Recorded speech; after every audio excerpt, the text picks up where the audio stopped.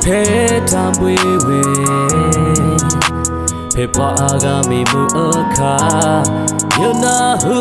ta ho ko patu ke u ku swa we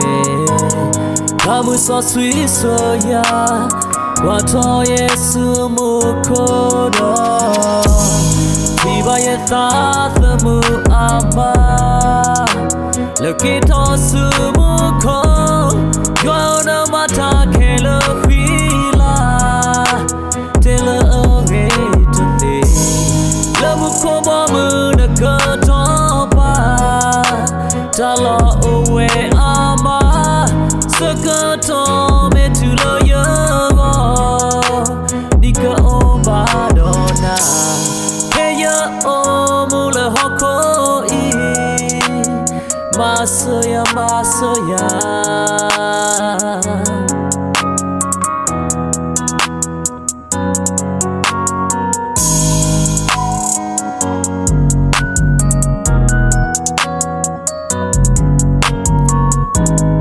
Lutana peta wewe Pepa aga mi mu akha Yona huta hoko patu Ke swa we Kamu so sweet so ya Wato yesu mu kodo Tiba ye ta mu ama Lucky tosu mu ko Gona mata kelo fila Tela age tobe Lamu ko mamu na katopa Tala owe ama Sakato me tulo yogo Dika oba dona Heya omule hoko